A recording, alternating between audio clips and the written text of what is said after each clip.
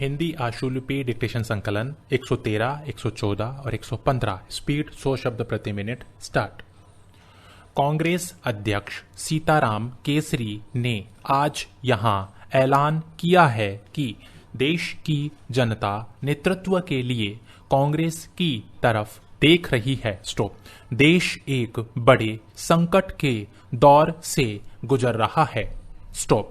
श्री केसरी ने यह बात आज संपन्न हुई 20 प्रदेशों के अध्यक्षों की एक बैठक में कही। स्टॉप। उनके इस ऐलान और सम्मेलन में हुई चर्चा से आज यह साफ जाहिर हो गया है कि संयुक्त मोर्चे की वर्तमान स्थिति को देखते हुए पार्टी ने अपनी भावी राजनीतिक तैयारी शुरू कर दी है। स्टॉप। फिलहाल कांग्रेस में इस मुद्दे पर तेजी से विचार विमर्श शुरू हो गया है कि केंद्र में कभी भी अस्थिरता की स्थिति पैदा हो सकती है। स्टॉप।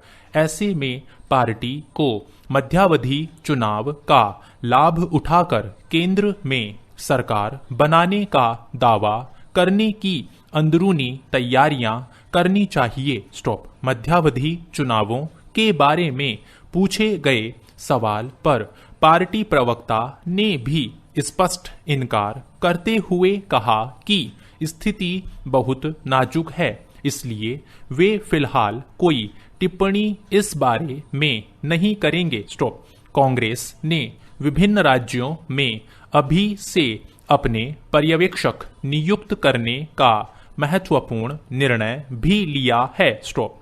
ये पर्यवेक्षक विभिन्न चुनाव क्षेत्रों का खाका तैयार करने में लग जाएंगे। स्टॉप। बैठक में श्री केसरी ने यह भी कहा कि कांग्रेस आजादी के समय से ही एक पार्टी नहीं बल्कि आंदोलन है। स्टॉप। कांग्रेस ही देश की विविधतापूर्ण संस्कृति का प्रतिनिधित्व कर सकती है। स्टॉप। आज देश को सबसे बड़ा खतरा सांप्रदायिक जातिवाद ताकतों से है। स्टॉप। इस स्थिति का मुकाबला सिर्फ मुख्य धारा की पार्टी ही कर सकती है। स्टॉप। इस पार्टी की दूसरी सबसे बड़ी विशेषता यह है कि पार्टी पर जब भी कोई संकट रहा उस समय पार्टी की एकता और ज्यादा बढ़ जाती है। स्टॉप। उन्होंने कहा कि कुछ समय पूर्व मोर्चा सरकार से समर्थन वापस लेने के बाद सब यही कह रहे थे कि कांग्रेस टूट सकती है परंतु ऐसा नहीं हुआ। स्टॉप।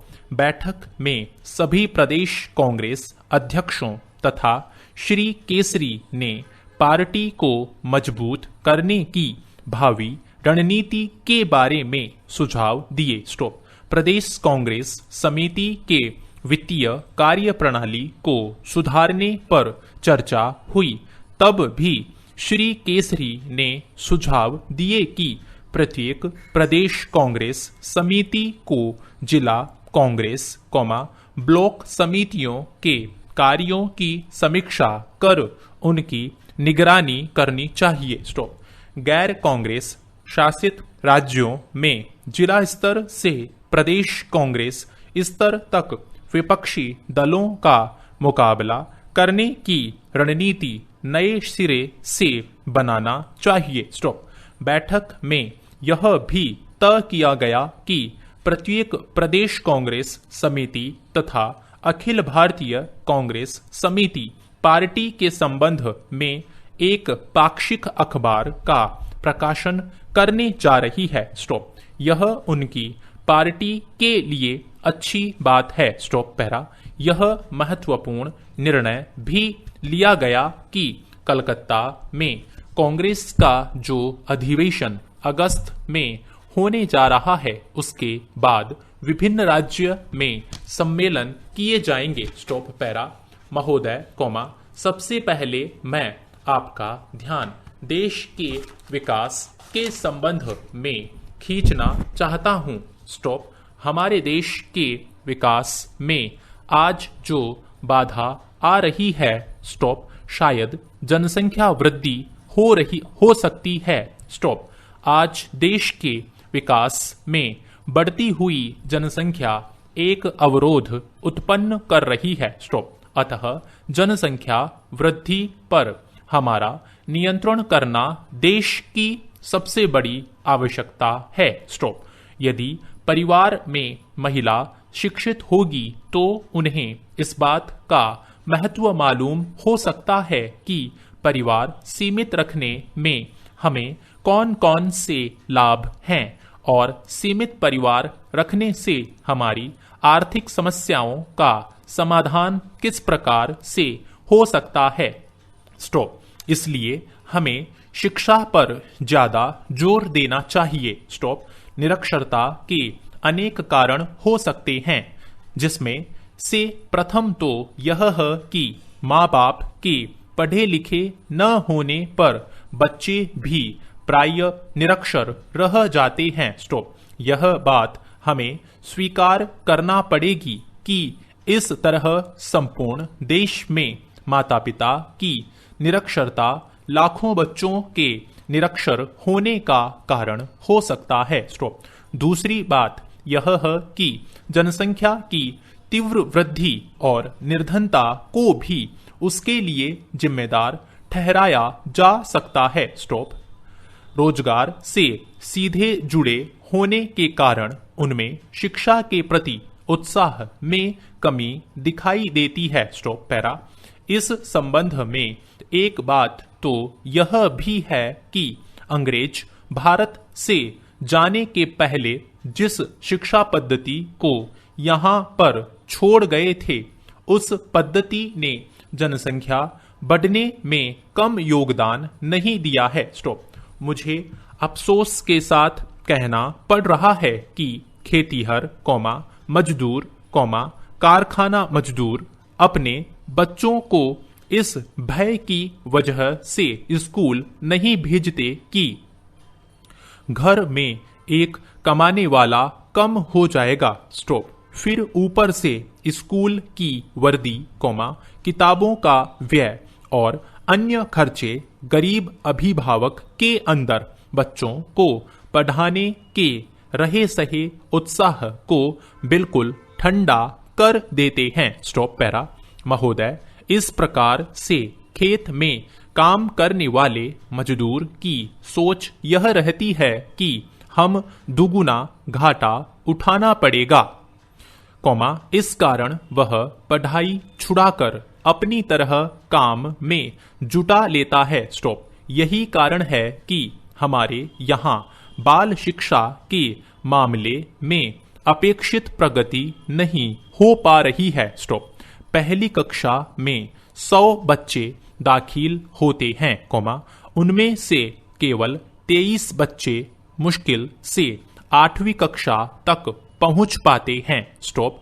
इसका मुख्य कारण यह है कि गरीबी से तंग हालत इन बच्चों के थोड़ा समझदार होते ही ये निर्धन इन्हें खेत पर काम करने में लगा देते हैं, दुकानों पर भेज देते हैं, कारखाने में लगा देते हैं, बीड़ी बनाने के कार्य में जुटा देते हैं, स्टॉप। उपर्युक्त काम नहीं मिल पाता है तो उन्हें बर्तन साफ करने के विभिन्न कार्य करने में लगा देते हैं, जिससे वे अपने तन ढकने और कम से कम 2 जून रोटी के लिए कुछ कमा सके, स्टॉप। प्राय निर्धन वर्ग की मजबूरियां उनके बच्चों को पढ़ाई करने से रोक दिया करती है, स्टॉप। पहले इसकी व्यवस्था करनी चाहिए, स्टॉप। पैरा। अध्यक्ष महोदय, आज की चर्चा में आपके सामने जो विषय आएंगे, जहां तक मैं समझता हूं वह हर प्रांत के साधारण से साधारण नागरिकों से संबंध रखता है, स्टॉप। यह बहुत ही महत्वपूर्ण चर्चा का विषय है, स्टॉप। इसको केवल वोट या नोट का सवाल नहीं कहा जा सकता है। स्टॉप। इसकी वास्तविक स्थिति सामने रखकर सोचना पड़ेगा। स्टॉप। आज की बढ़ती हुई महंगाई जो कि दिन पर दिन हमें दबाए जा रही है उसका मुकाबला हम किस तरह करेंगे। स्टॉप। विरोधियों ने बहुत सी बातें कही हैं लेकिन ऐसा कोई ठोस रास्ता हमारे सामने नहीं रखा जिसके करने से हम अपने आप को उभार सकें। स्टॉप। मैं इस बात को मंजूर करता हूं और शासन भी मंजूर करता है कि आज अनाज के अंदर जो कीमतों का बढ़ावा हुआ है। स्टॉप। मैं आज देखता हूं कि गेहूं ज्वार मक्का में 90% तक का भाव बढ़ा हुआ है। स्टॉप। इसी तरह से वनस्पति तेल के मामले में भी यही स्थिति बनी हुई है। स्टॉप। इस साल हमारे इलाके में केवल मूंगफली पैदा होने से वनस्पति तेल के भावों में 20% की ही बढ़ोतरी हुई है। स्टॉप। डालडा वनस्पति के जिस भाव की हम अपेक्षा कर रहे थे वह भी केवल 40% के करीब बढ़ गया है और महंगाई मुंह बाएं हमारी ओर खड़ी हुई है। स्टॉप। हमने हरित क्रांति का नारा दिया था उससे मसला हल नहीं होने वाला जब तक कि सिंचाई का प्रतिशत बढ़कर ऊपर न चला जाए वह भी सीमित रह जाएगा। स्टॉप। पैरा। अध्यक्ष महोदय मैं जानता हूं कि आज हमारे यहाँ जब हम महंगाई की बात करते हैं तो उसके लिए हमें आसपास के प्रांतों से सहयोग लेना चाहिए लेकिन सरकार पड़ोसी राज्यों से कोई सहयोग नहीं ले रही है। जब राजस्थान गुजरात और महाराष्ट्र में भूखमरी पड़ी थी उस समय शासन यहां से वहां माल भेज रहा था। स्टॉप। वहां पर 1 किलो चावल की कीमत 5 रुपए चल रही थी और आप यहां के काश्तकार से उसी माल को 1 रुपए किलो में लेना चाहते थे। इससे मुनाफे की प्रवृत्ति को प्रोत्साहन मिलता है कि वहां माल पहुंचाकर ज्यादा से ज्यादा मुनाफा कमा लिया जाए। स्टॉप। हमें आज देखने पर मालूम होता है कि हमारे किसानों के सामने आवश्यक सामान की बहुत कमी है जिससे वह लक्ष्य प्राप्त नहीं कर पाते हैं। इसलिए यह सवाल पैदा होता है। स्टॉप। आज शासन की डबल नीति है।